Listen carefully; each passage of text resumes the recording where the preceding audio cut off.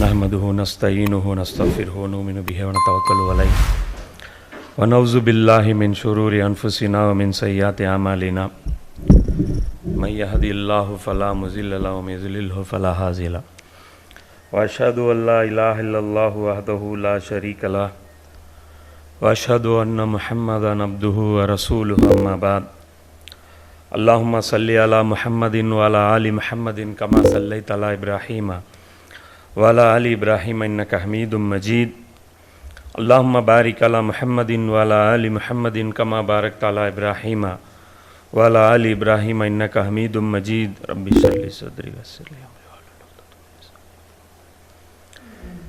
ஹுசைன் அலைஹிஸ்ஸலாம் அவர்களுடைய ஷஹாதத்தும் அதற்கு பின் இருந்தக்கூடிய சில காரணங்கள், அது ஒரு படிப்பினைகள், அது ஒரு நினைவூட்டலுக்காக மறுபடியும் இன்ஷா அல்லாஹ் அது ஒரு ரீகேப் மாதிரி அதோடைய வேறு சில டைமென்ஷன்களும் இருக்குது.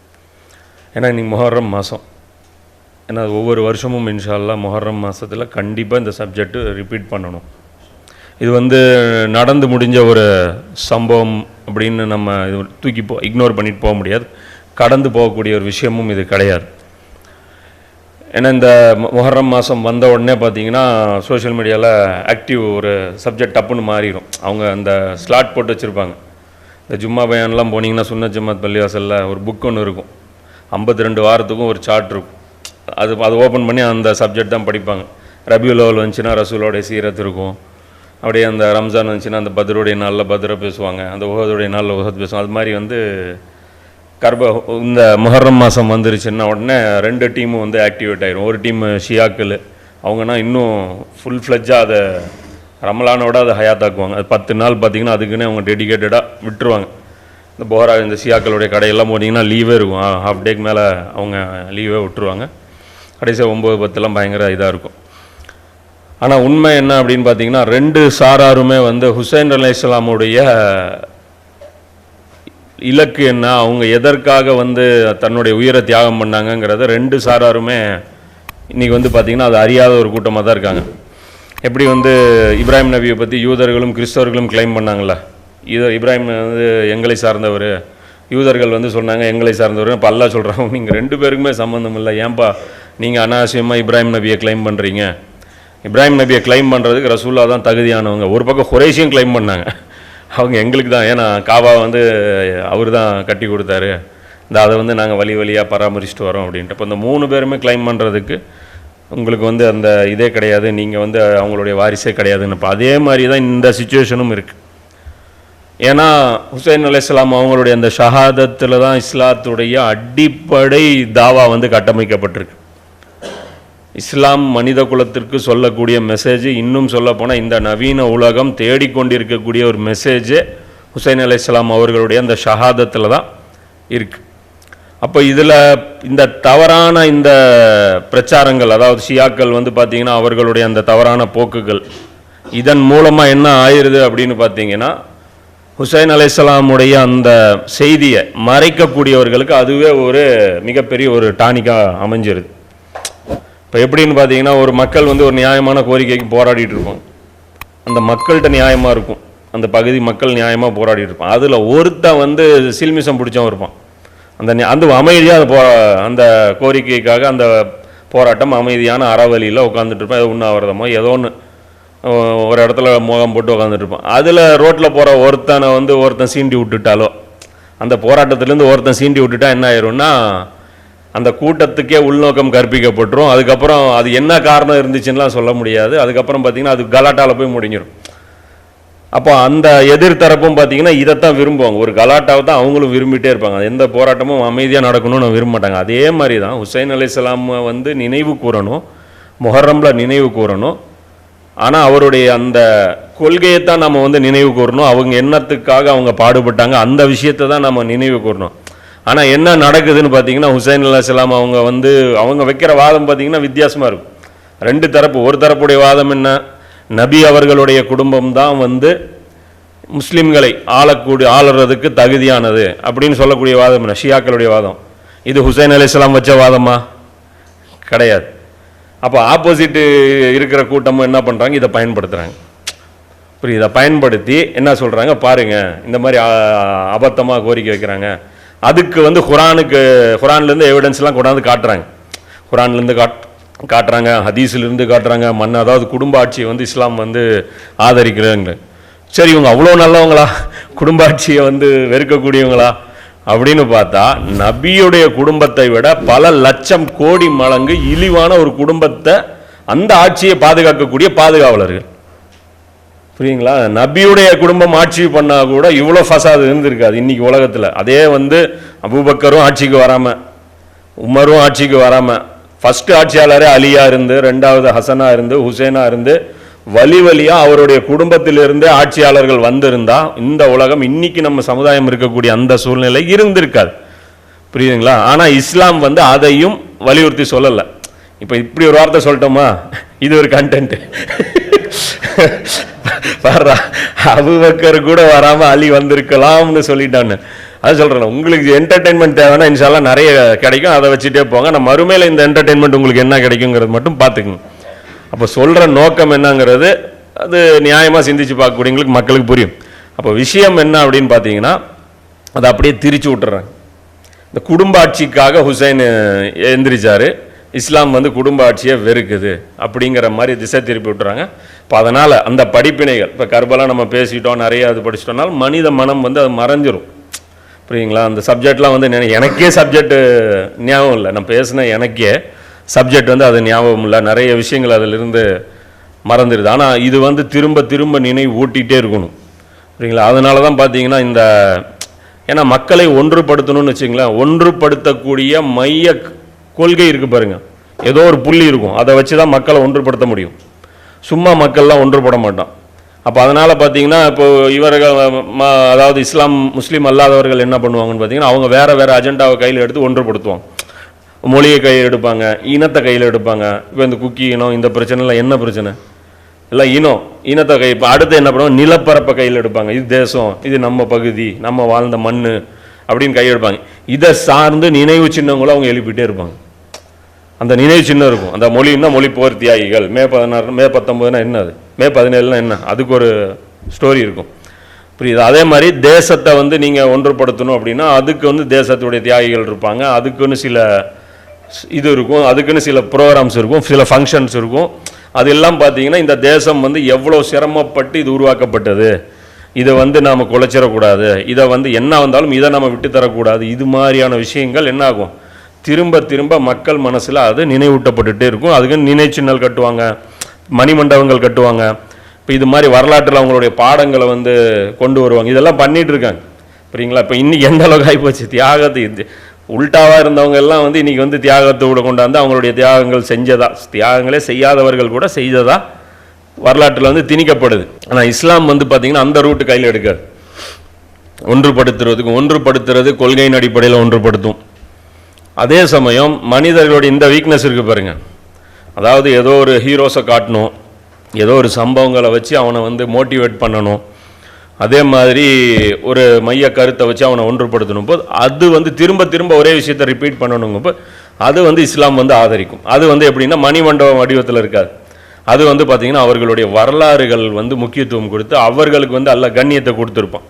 உதாரணத்துக்கு இப்ராஹிம் நபியுடைய வரலாறு, அது ஒரு குழந்தை தண்ணி தாகத்துக்கு பசிக்கு அழுதுச்சு. அது அந்த ஒரு ஃபேமிலி மேட்ரு, அது இப்ராஹிம் நபியுடைய ஃபேமிலி விஷயம். அது ஃபேமிலி விஷயம் கிடையாது, அதுக்கு பின்னாடி ஒரு தீனுடைய ஹிக்மத் இருக்குது. இப்போ அந்த விஷயம் வந்து மனித குலத்திற்கு மிகப்பெரிய ஒரு செய்தி. அப்போ அந்த சம்பவத்தை அல்லாஹ் என்ன பண்ணுறான், சஃபா மருவாவுக்கு சை பண்ணுங்க, நீங்கள் வந்து காபாவுக்கு தவாஃப் செய்யுங்க, நீங்கள் வந்து ஹஜ்ருல் அஸ்வத் முத்தம் பண்ணுங்க, இது எல்லாத்துமே அல்லாஹ் என்ன பண்ணுறான், நமக்கு வந்து அதை நினைவூட்டுறான். அதே மாதிரி தான் மூசா நபிக்கு அல்லாஹ் வெற்றியை கொடுத்த அந்த நாள் இருக்குது பாருங்க, எது அந்த முஹர்ரமுடைய 10ஆவது நாள். அதுக்கும் பார்த்தீங்கன்னா அல்லாஹ் வந்து என்ன பண்ணுறான், அதை கண்ணியப்படுத்துகிறாங்க. என்ன நோன்பு வச்சு அல்லாவுக்கு அல்லாவுக்கு வந்து நன்றி செலுத்தக்கூடிய ஒரு நாளாக அதை வந்து ஆக்குறாங்க. அதே மாதிரி தான் கர்பலாவும். இப்போ இது நபி ஸல்லல்லாஹு அலைஹி வஸல்லமுக்கு பின்னாடி நடந்ததுனால, ஏன்னா இது ரசூலுல்லாஹ்வுக்கு முன்னாடி நடந்திருந்தால் ரசூலுல்லாஹ் வந்து இதை நினைவு வந்து இது பண்ணியிருப்பாங்க, அல்லது சஹாபாக்களுக்கு முன்னாடி நடந்தாலும் சஹாபாக்கள் வந்து இதை நினைவு கூர்ந்திருப்பாங்க. ஆனால் இது சஹாபாக்கள் பின்னாடி நடந்ததுனால பார்த்தீங்கன்னு வச்சுக்கோங்க, முன்னாடிலேருந்து நம்ம ஆதாரம் காட்ட முடியாது. அதுக்காக இந்த கர்பலாவுக்காக நம்ம என்ன பண்ணோம், அதுக்கு வந்து அந்த அணி கருப்பு ட்ரெஸ்ஸை போட்டு வந்து ஒப்பாரி வச்சுட்டு துக்கம் அனுஷ்டிக்கிற அதுக்காக நம்ம அது கூப்பிடல. இன்னும் சொல்ல போனால் அது துக்கமான நிகழ்வாக கூட நான் அதை உணரல. என்ன நடந்துச்சு, ஒரு 72 பேர் கொல்லப்பட்டாங்க, ஒரு ஃபேமிலியாக குடும்பமாக கொல்லப்பட்டாங்க. அந்த கொலை மூலமாக என்ன நடந்துருச்சு, அவங்களுக்கு பிடிச்ச அவங்களுடைய தாத்தா கிட்ட அவங்க அப்பா கிட்ட அதுவும் அல்லாவுடைய அரிசி கீழே அனுப்பி வச்சிருக்கீங்க. அதில் வருத்தப்படுறதுக்கு என்ன இருக்குது, நினச்சி பாருங்க. அந்த முஹர்ரம் 10வது நாள் பகலில் அவங்க பூமியில் இருந்தாங்க, நைட்டு வானத்துக்கு போயிட்டாங்க. அதுவும் எங்கே போயிட்டாங்க, அரிசி கீழே டைரெக்டாக. அதுவும் அல்லாஹ் ஷஹீத் இல்லை, சுஹதாக்கள் அல்லாஹ் பார்க்கக்கூடிய பாக்கியம் இல்லை. இப்போ ரசூல்லா இருக்காங்க, அலி அலியோன்னு இருக்காங்க, ஏன்னா குடும்பமாக தான் அவங்க இருக்காங்க, ஃபாத்திமா அலியோன்னு இருக்காங்க. அப்போது நல்லவங்க செத்தாலே அங்கே ஒன்று திரட்டப்படுவாங்க. இழப்பு அவங்களுக்கு ஒன்றும் கிடையாது. இன்னைக்கு இழப்பு யாருக்குன்னா அதான் ஒப்பாரி வச்சுட்டு இவங்க அழுகுறாங்க. ஏன் அழுகுறாங்கன்னு நமக்கு புரியல. அழுகுறதா இருந்தால் அது இவங்களுக்கும் புரியல, இவங்க முன்னோர்களும் அதுக்காக உருவாக்கல. ஏன்னா இவங்க சிந்திச்சு பார்க்கணும், ஷியாக்களுடைய அந்தஸ்தில், அதாவது ஷியாக்கள் மத்தியில் அந்தஸ்தில் பெரியவர் யார், அலி ரலியல்லாஹுவா ஹுசைன் ரலியல்லாஹுவா? அலி ரலியல்லாஹு. அப்போ அவரும் கொல்ல தானப்பட்டார். அதுக்கு ஏன் நீங்கள் ஊர்வலம் எடுக்கல, அதுக்கு ஏன் நீங்கள் வந்து நெஞ்சு அடிச்சுக்கல? அது நினைவூட்டப்பட வேண்டிய சம்பவம் ஒன்றும் அதில் பெருசாக ஒன்றும் கிடையாது. இது வந்து தீனுடைய வேறு இதில் ஒளிஞ்சிருக்கு. அப்போ இந்த கர்பலாவுடைய அந்த மரணத்தை, அதாவது ஹுசைன் அலைஹிஸ்ஸலாம் அவர்களுடைய அந்த ஷஹாதத்தை மட்டும் ஏன் வலியுறுத்தி பேசுனாங்க, ஏன் அந்த ஷியாக்கள் அப்போ அவங்களும் ஏற்படுத்தின வேற ஒரு விஷயத்துக்காக தான் ஏற்படுத்தியிருக்காங்க. அது நாளடைவில் பார்த்தீங்க அப்படின்னா அது என்ன ஆகிப்போச்சு, ஒப்பாரி அளவுக்கு கொண்டு போய் இது போயிருச்சு. இப்போ இதில் ஒரு கயரும் இருக்குன்னு வச்சுங்களேன். ஒரு வகையில் எப்படி தான் கிறிஸ்தவர்கள் பார்த்தீங்கன்னா, நம்ம எத்தனையோ குரானில் 25 நபிமார்கள் இருக்காங்க. நம்ம என்னைக்காவது டெய்லி மூசா நபியை ஞாபகம் பண்ணுவோமா, ரசூல்லா ஞாபகம் வச்சுருப்போம். டெய்லி மூசா நபியை ஞாபகம் பண்ணுவோம், பண்ண மாட்டோம். யூசுப் நபியை நினைக்க மாட்டோம், அப்புறம் ஆதம் நபியை நினைக்க மாட்டோம். எத்தனையோ நபிமார்கள், மற்ற நபிமார்கள் இருந்தால் மூசா நபி யாருமே நினைக்க மாட்டோம். ஆனால் ஈசா நபி நம்ம டெய்லியும் நினைப்போம். ஏன்னா ஒரு சர்ச்சை கடந்து போவோம், பார்த்தா ஈசா நபி ஞாபகம் வரும். சர்ச்சு கடந்து போவோம். இயேசு கர்த்தாவே கர்த்தாவேன்னு சொன்னார். இயேசு சொன்னார், நான் உங்களுடன் இருக்கிறேன், நான் மீண்டும் வருவேன். இயேசு வரவிருக்கிறார், ஜீசஸ் கம்மிங் அப்படிம்ப. அது யாருக்கு மெசேஜ்? அது காரில் ஸ்டிக்கர் ஒட்டி இருக்கு, ஜீசஸ் கம்மிங், எனது வருகை சமீபத்தில் இருக்கிறது. அது யாருக்கு நினைவூட்டல்? நமக்கு நினைவூட்டல். அது வேலை யார் செய்கிறா? அவங்க செய்கிறாங்க. அதே மாதிரி தான் ஷியாக்களும். அவங்க வந்து அவங்க என்னத்துக்கோ அடிச்சுக்கிறாங்க. ஆனால் நமக்கு வந்து ஒரு இது, ஓ இந்த நாளா, இந்த மாதமா, இந்த சம்பவமா, அதை கொஞ்சம் நினச்சி பார்ப்போம் அப்படிங்கிறது. அது மாதிரி வந்து கர்பலாவை வந்து ஆக்கப்பூர்வம் நம்ம பயன்படுத்தணும். இன்ஷா அல்லாஹ் வருஷம் இது ரிப்பீட் பண்ணணும். ஏன் மரணம் ஏன் நடந்தது, அதுக்கு பின்னாடி இருந்த ஹிக்மத் என்ன, அது ஏன் செய்யப்பட்டது அப்படிங்கிற விஷயத்தை நம்ம என்ன பண்ணணும், திரும்ப நம்ம மக்கள் மத்தியில் நினைவுபடுத்திகிட்டே இருக்கணும். அது மாதிரியான ஒரு நினைவுபடுத்தக்கூடிய ஒரு விஷயமாக தான் இதை பார்க்குறோம். இப்போ உலகத்தில் பார்த்தீங்க அப்படின்னா அல்லாஹ் வந்து ஒவ்வொரு மனிதனும் தனித்தனியாக படைச்சிருக்கான். ஆனால் சில ஃபேமிலிகளை அல்லாஹ் வந்து தன்னுடைய சிறப்பு ஃபேமிலிகளை அல்லாஹ் சொல்கிறான். இந்த குடும்ப அந்தஸ்துன்னு ஒன்று இல்லையா, இருக்குது. யூசுப் நபியை பற்றி நபி ஸல்லல்லாஹு அலைஹி வஸல்லம் கேட்குறாங்க, குடும்பத்தில் யார் சிறந்தவர் அப்படின்னா யூசுப் நபி தான் சிறந்தவர் அப்படிங்கிற. ஏன் அப்படின்னா அவங்க அப்பா நபி, அவங்களுடைய அப்பா நபி, அவங்களுடைய அப்பா நபி. அப்போ அந்த குடும்பத்திலே ஆக சிறந்த குடும்பம் யூசுப் நபி தான் அப்படின்னு சொல்லிட்டு அவர் வம்சாவளி சிறந்தது அப்படின்னு சொல்லி நபி ஸல்லல்லாஹு அலைஹி வஸல்லம் அவங்க சொல்கிறாங்க. அதே மாதிரி குர்ஆன் பேசுது, ஆதமையும் நூஹையும் இப்ராஹிமின் சந்ததியரையும் இம்ரானின் சந்ததியினரையும் நிச்சயமாக அல்லாஹ் அகிலத்தாரை விட மேலாக தேர்ந்தெடுத்தான். ஆதம் நபியை தேர்ந்தெடுத்திருக்கான், நூஹ் அலைஹிஸ்ஸலாமுடைய ஃபேமிலியை தேர்ந்தெடுத்திருக்கான், இப்ராஹிம் நபியுடைய ஃபேமிலியை தேர்ந்தெடுத்திருக்கான், இம்ரானுடைய சந்ததியை தேர்ந்தெடுக்கான். இம்ரான் யார்? மூசா நபியுடைய அப்பா. அப்போ அவருடைய குடும்பத்தையும் அல்லாஹ் வந்து என்ன பண்ணான், தேர்வு செய்து பண்ணிட்டான், மேலாக தேர்ந்தெடுத்தான். அவர்களில் ஒருவர் மற்றவரின் சந்ததி ஆவார். மேலும் அல்லாஹ் யாவற்றையும் செவியுறுவனாகவும் நன்கறிபவனாகவும் இருக்கிறான். சில குடும்பங்கள் அல்லாஹ்வால் தேர்வு செய்யப்பட்ட குடும்பங்கள் இருக்கு. இப்போ இதில் நபி ஸல்லல்லாஹு அலைஹி வஸல்லம் குடும்பம் இங்கே இல்லை. உடனே என்ன, இப்போ இந்த குடும்பம் டம்மி குடும்பம் அப்படின்னு நினச்சிடுறாங்க. இந்த குடும்பத்துக்கும் ஃபசீலத் இருக்கு.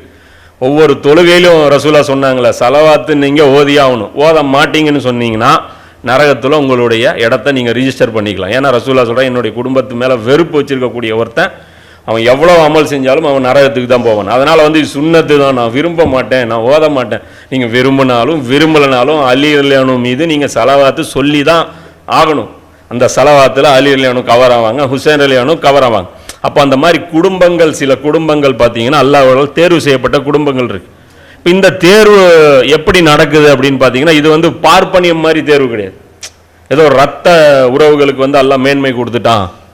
சில அந்த ஃபேமிலி வந்து பிளட் லைன் இருக்குல்ல, இந்த இலுமினாட்டிஸுடைய அந்த 13 பிளட் லைன் மாதிரி, அந்த மாதிரி ஒரு அது பிறந்தது என்ன கேடு கெட்டதாக இருந்தாலும் அந்த குடும்பத்துக்கு வந்து இப்படி தான் அப்படின்னு கிடையாது. ஆனால் அந்த குடும்பத்துக்குள்ளே இருக்கக்கூடிய தகுதியான ஆட்கள், அந்த குடும்பத்தில் தலைமை தாங்கக்கூடிய அந்த ஆட்களுக்கு தான் அந்த ஃபசீலத் அல்லாஹ் சேரும். அது இப்ராஹிம் நபியை பற்றி அல்லாஹ் அந்த தேர்வு செய்யப்படும் போது அல்லாஹ் சொல்லுவான்ல, மனித குலத்திற்கு உண்மை நாம் இமாமாக தேர்வு செய்தோம் அப்படின்னு.